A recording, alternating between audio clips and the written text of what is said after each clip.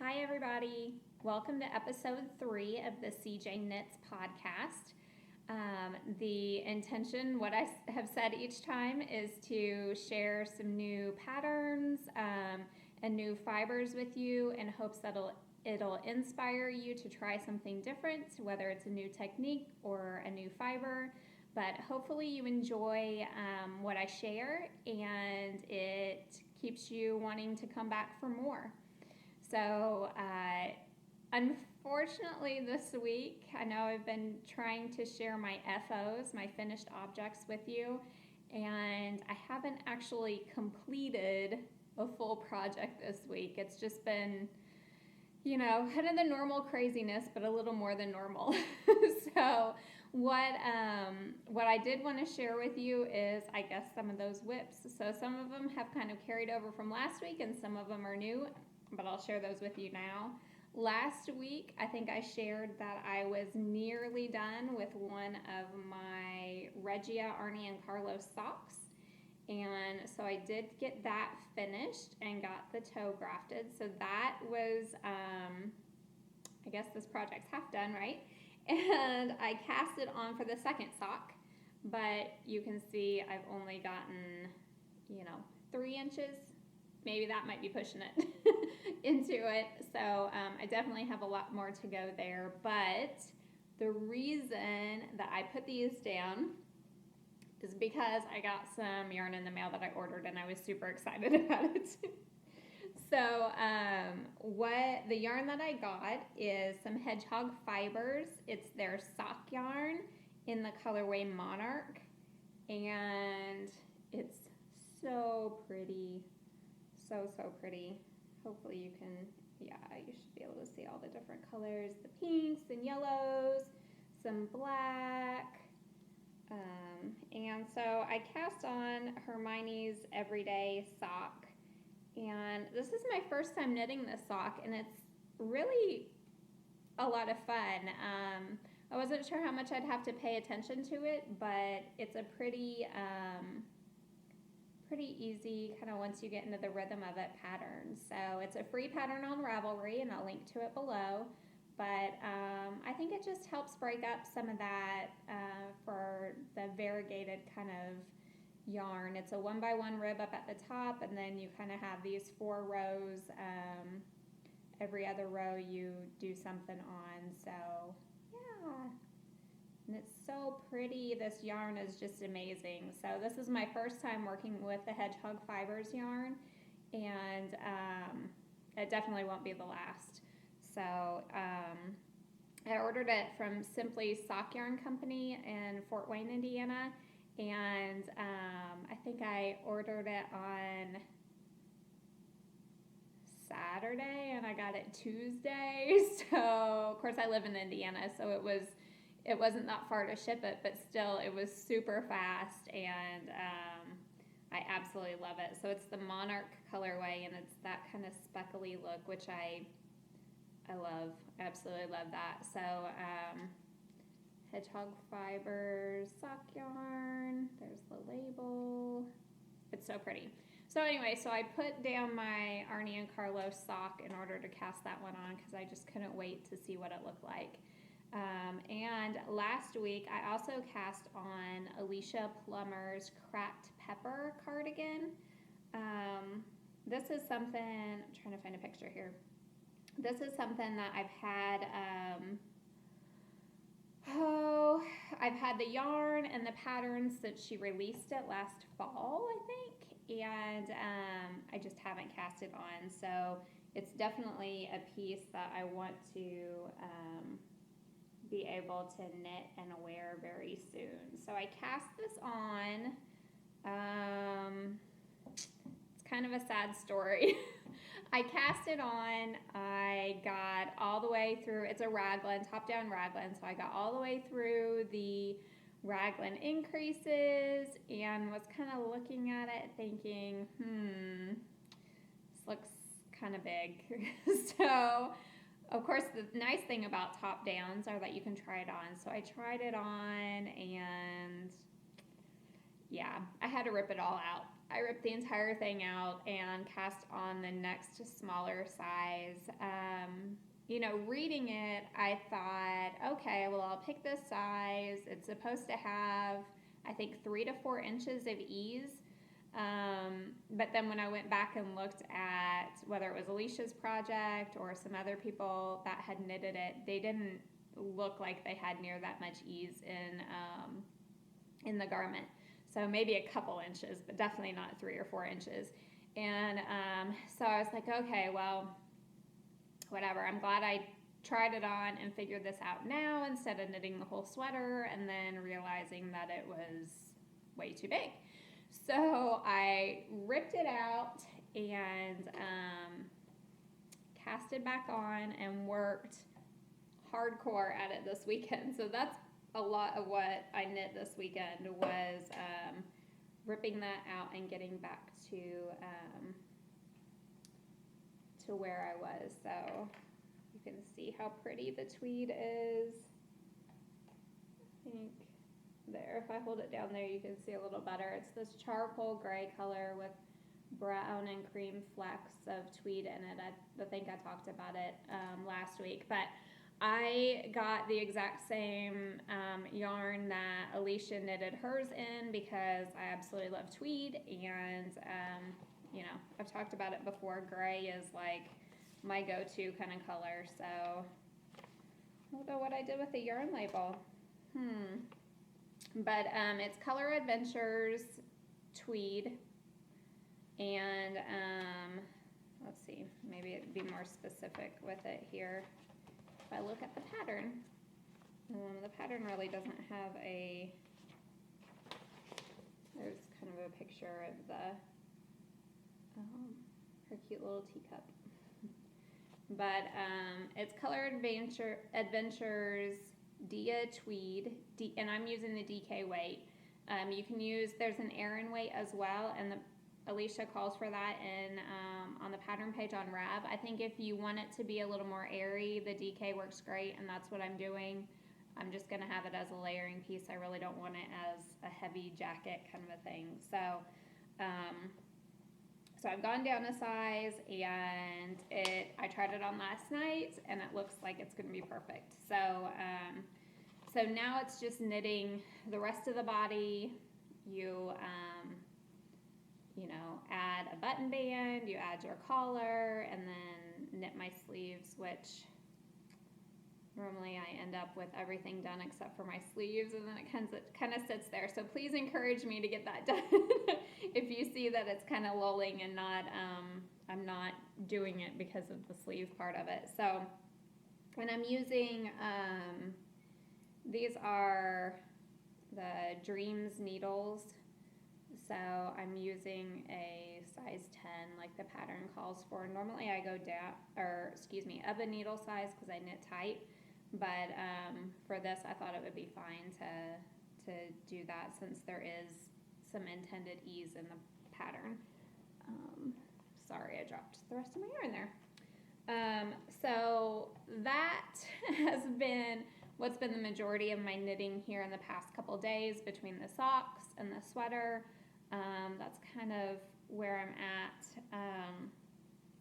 If you are on Instagram and follow anything kind of knitting related or crafting related, you've probably already seen this, but there's a hashtag called Slow Fashion October. And there's also an Instagram account called that as well, so Slow Fashion October. And Karen Templer and Fringe Supply Co.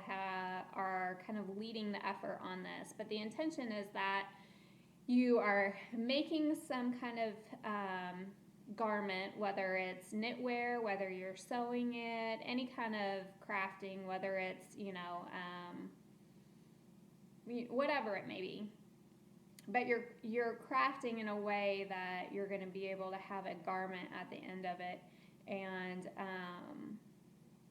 whether it's that you're working on that through the month of October or whether you're wearing hand knit garments or both, it's great. But if you are on Instagram and you enjoy kind of getting involved with those movements that happen, definitely use that hashtag and go check out the account, because there's some pretty cool stuff. Great inspiration for new projects. If you're kind of in a lull between projects, it would be awesome to maybe give you kind of a kickstart of working on something new. So Slow Fashion October. Another thing that's out there on Instagram is, and this isn't a new thing, but I'm pretty sure I saw it last year, but is kind of another play on, or it's a play on October, and it's called Socktober. So Socktober. It's a hashtag, and it's, if you have that single sock syndrome where you tend to knit a sock and then get kind of bored or burnt out or onto something new and haven't finished the pair, it's kind of a motivation to get you to finish them. But check that out and see what you think. So there's so many cool ideas. Normally I look on Operation Sock Drawer hashtag, or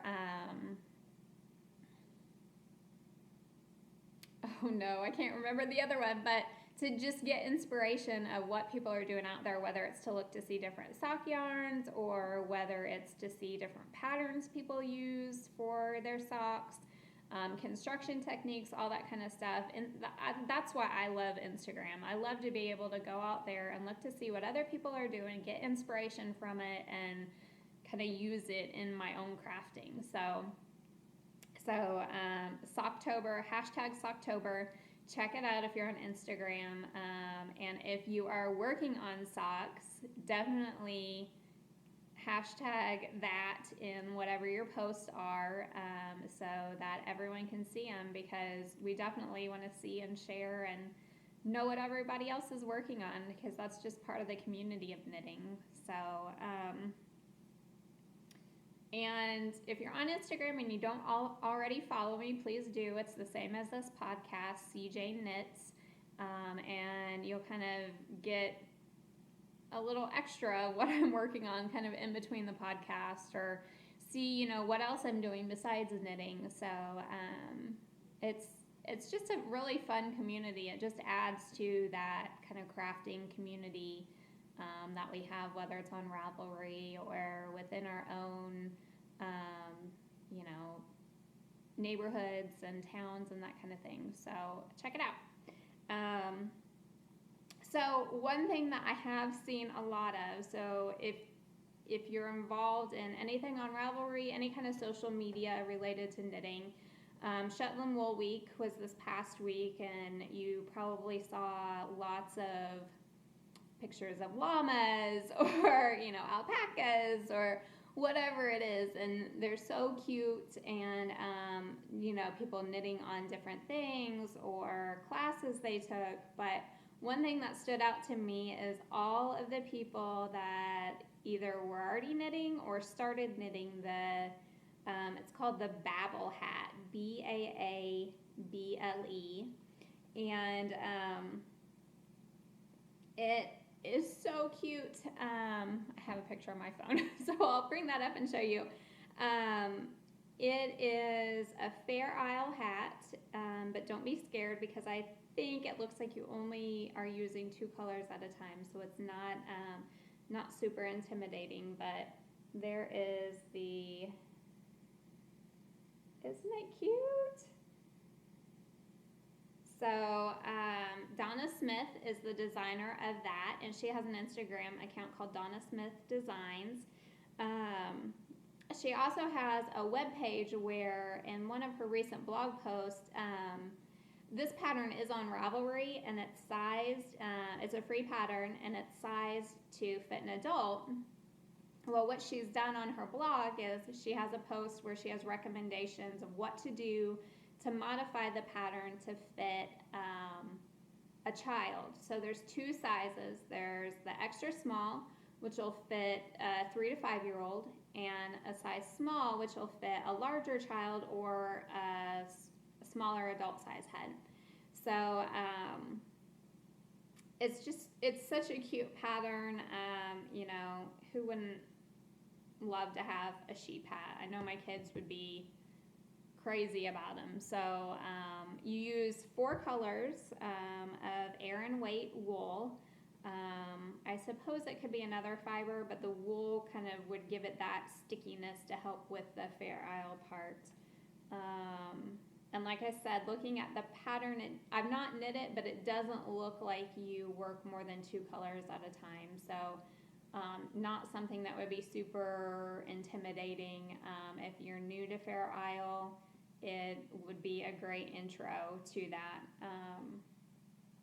So again, Instagram. So if it's #Babble, BAABLE, or #Babble along. So if you do cast that on, definitely put that hashtag in there so that the other knitters on Instagram can see your progress and like your post and kind of share in that too. So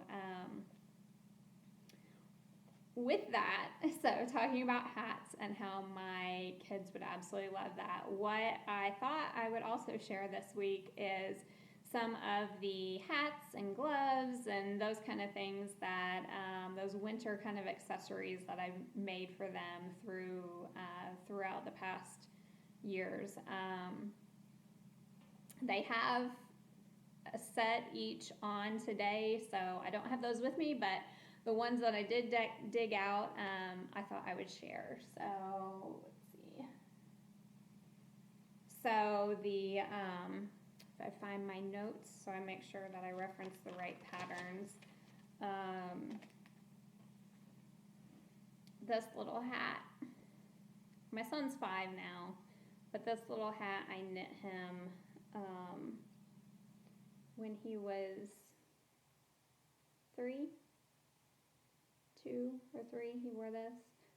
So you can see, I probably didn't pick the best color for the cabling, but it's got this 2x2 rib brim, and then this cabling kind of pattern, and then rib texture all the way up to the top, and I need to tuck that in, but, and it was super cute. He's always been very particular about his clothes, so as far as knitting him garments, I really haven't done. I knitted him a sweater one time, I think right around the same age, 2 or 3 years old, and he refused to wear it, so I've not really knit him any garments, but he absolutely loves hand knit hats and mittens or gloves. So this hat is called the Nottingham, and it's by Melissa Mall.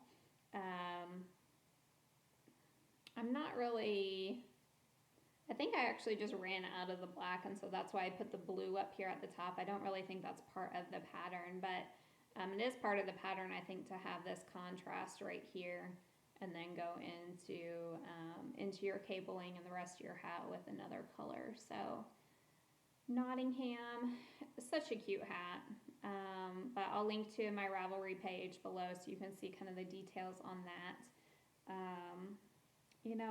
All these things I hope to just put away in a keepsake box, and maybe one day they'll be used by other bittners, my future generations, I guess. These mittens, so I made him a set of mittens.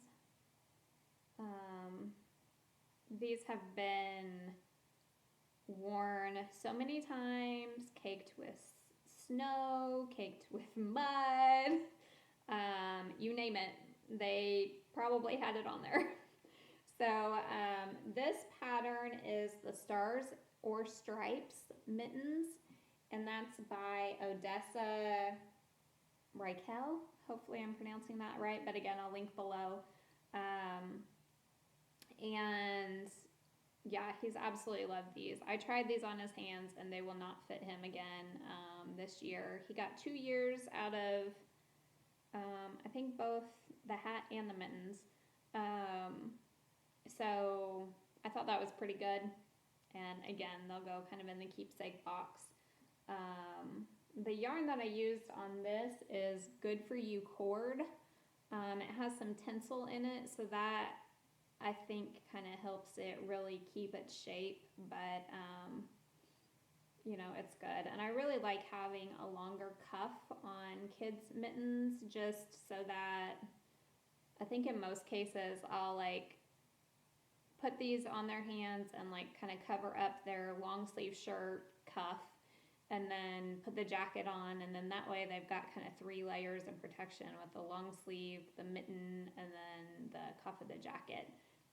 You know, just to try to keep snow as much as possible, or, you know, the wind or whatever from getting to their little hands. So, so the stars or stripes mittens, and obviously you can see I don't have stars and I don't have stripes on these mittens, but I just used it to get the stitch count and kind of the instructions for the gusset, so it worked out well. And I used the exact same pattern to knit some little ones for my daughter. She wore these for 2 years as well. I could probably push it and she could start off the season with them, but I'll knit her some more. They're kind of getting to that age. You know, I said my son's 5 and my daughter's, she'll be 4 in November. So they're kind of getting to that age where they would prefer to have gloves instead of mittens. So we'll see how that goes. I've never knit any actual gloves with the fingers in them. Obviously fingerless mitts and that kind of thing I've done, and mittens. But yeah, so we'll see. So I might try a pair, at least for my son, and see how those work out. But these are, again, the stars or stripes mittens pattern, and I knit these out of some wonderful yarn that a friend gave me. She has sheep and she has bunnies, and she you know, harvests the fleece and has it spun into yarn. She does do some spinning as well, so I guess she has the fleece part of it processed, is probably what I should say. And so this is some Cormo and some Angora, and it is so soft, and you can kind of see the halo on it. Just so soft and super warm. I knit her a hat out of the same yarn, and it couldn't be any softer, it couldn't be any warmer, so it's kind of sad to put these in the keepsake box, but again, hopefully future generations will get some use out of it. So she has her hat with her today, so I don't have it to share, but it's just a real simple 2x2 rib and stockinette hat. I think I used,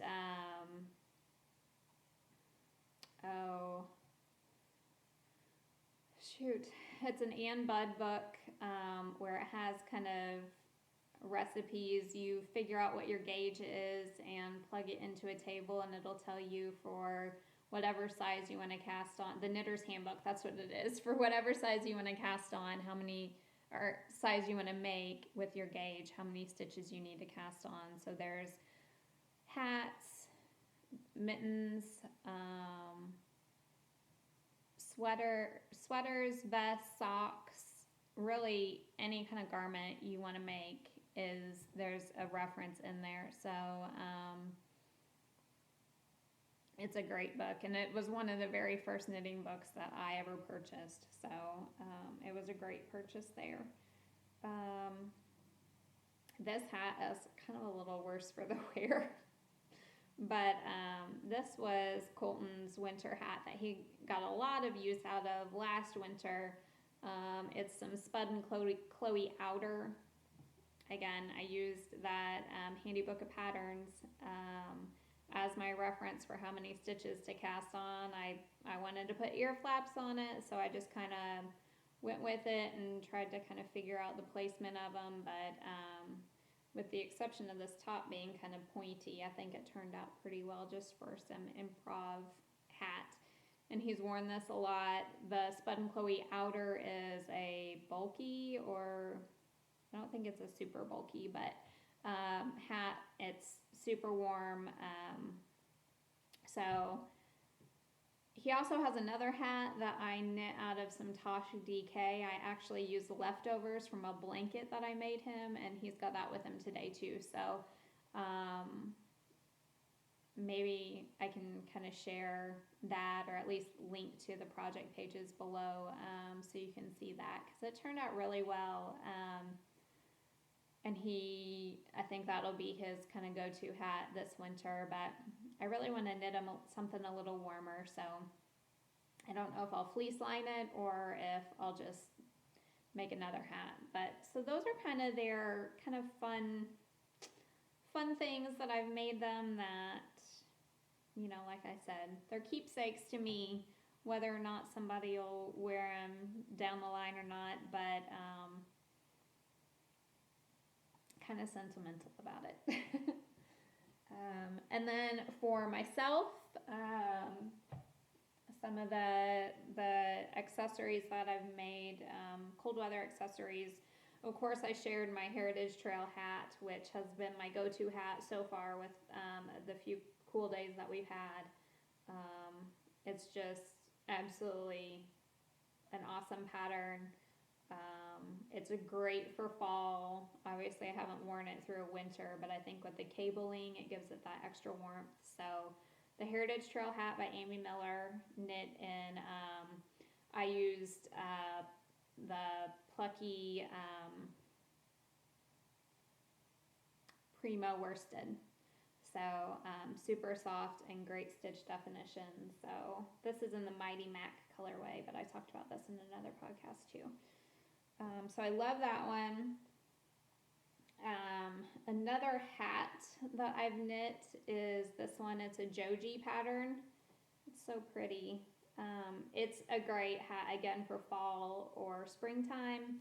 Not so much in the winter, because with the lace, the air tends to kind of go through it. But this is knit in some Yarn Love, her Amy March DK. I just love how bright and cheery the yellow hat is. So Upper East Side, and that, again, Joji Locatelli, so love her patterns. That just reminds me, she came out with an ebook, I think it was last year, maybe the year before. It had 5 hat patterns in it, and I've got a couple of those somewhere. I need to dig those out too. So socks are typically my go-to project in between things, but this time of year, as the weather starts getting cooler, you can't beat a good hat pattern, and just sitting down and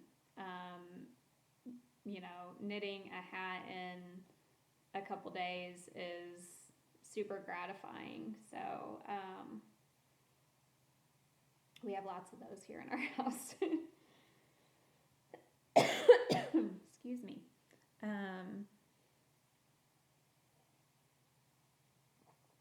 So these mitts I made for myself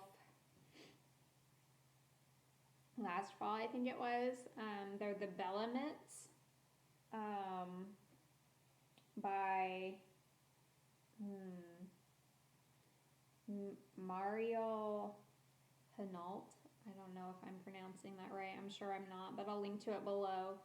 So if you've ever seen the movie, any of the Twilight movies, or read any of the books, like, I'm pretty well obsessed with all of them.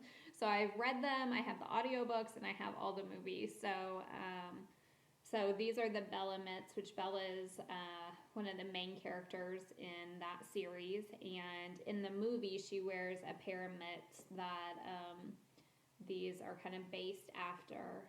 This was such a fun project, and I love to have a pair of mitts for where I work. Our parking is kind of a ways from the building, so it's nice to kind of bundle up in the wintertime in all the knitwear and have it keep you really warm.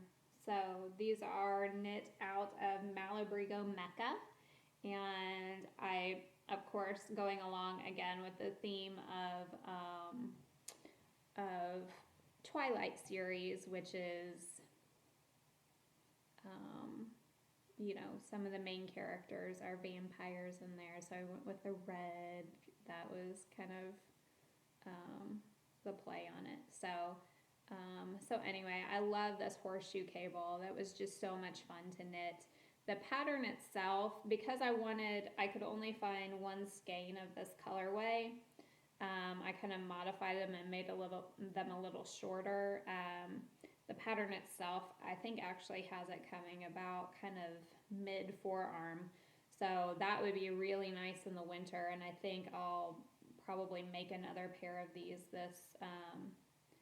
this fall for myself, kind of when I'm doing the mitts and everything for the kids, because they were just so much fun to knit. And this yarn is awesome. I have some, I think this is considered a super bulky, so I have some super bulky in my stash. I'll probably just dig out whatever I have and use that. I think I have kind of like a charcoal gray or maybe even a lighter gray that I think the cable would show up really well in. So that's the Bella Mitt. Super fun. I have this other hat here, but I forgot to write down what the pattern is. I'll find it and link to it below, but this is the first kind of Fair Isle hat pattern that I've done. And again, this is one where you just use 2 colors in each row, so it's not super intimidating. I did this at a class at my local knit shop, or I guess not as a class, maybe it was as a knit along. So it was really fun. I used, I have a whole basket full of this yarn. It's not coming to me right now. Sebago. I used Sebago yarn for this, and I thought the colors were very similar to what is shown on the pattern, and I thought that was a lot of fun. So it's a real slouchy hat. I thought the decrease was really pretty, how it kind of swirls around like that too. So yeah, and there's mitts that, the pattern is a free pattern, I believe, and there's mitts that match it as well. So I thought that would be super cute. I used every bit of a skein of the Sebago for my main color, but just very little bits of each of the other colors. So that might actually be kind of my leftovers from that, might be what the kids' mittens get knit out of this year. Because, you know, I'm all about trying to figure out ways to use up all those scraps. So anyway, so that was fun. And like I said, I can't remember the name of the pattern, but I will link to it below.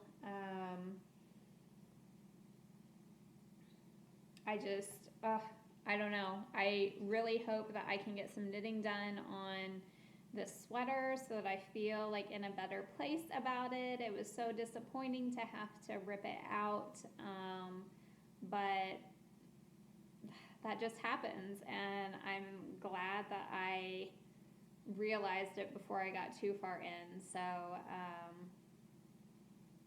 you know, and now I'm caught back up.